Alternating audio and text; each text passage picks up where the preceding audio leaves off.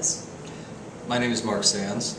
I'm a professor of internal medicine and genetics at Washington University School of Medicine in St. Louis, Missouri. So over the last few years, we've actually made significant advances on a couple of fronts with respect to trying to treat this class of disease. And one of the major advances is in the use of gene therapy, where we actually put in a functional copy of the gene, and now the patient can actually produce its own enzyme that is deficient. And another aspect where we've learned a lot of information and been able to use that information to develop better therapies is in the area of inflammation.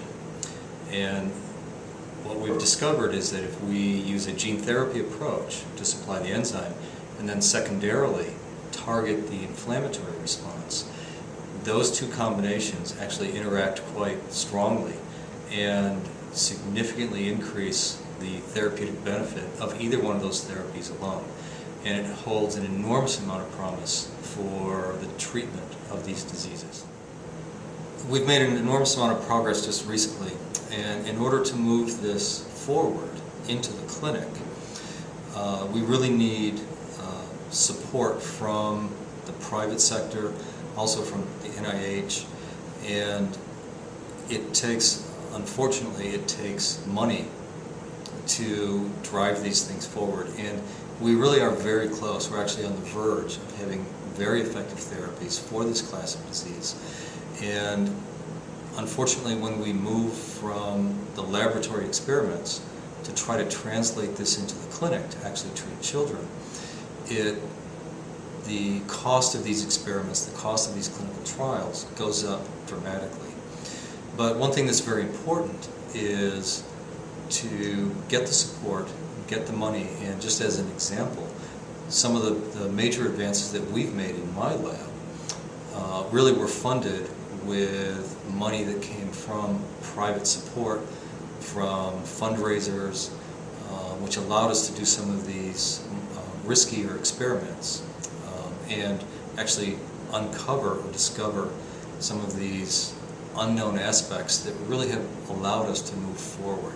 So the funding, even if it seems small, really is very significant to move our research forward.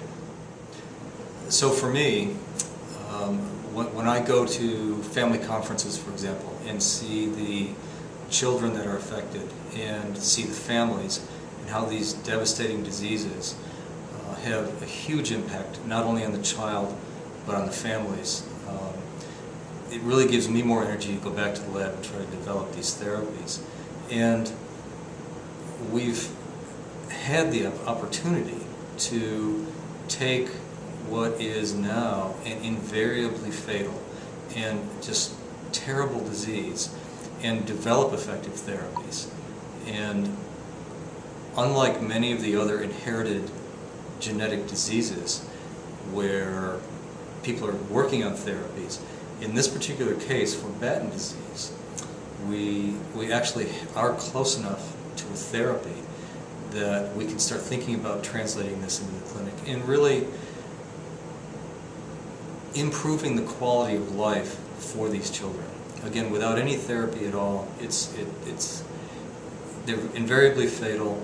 These poor children have little or no quality of life, and we can improve that. We can give them a good quality of life, and that helps the children, obviously, it helps the families.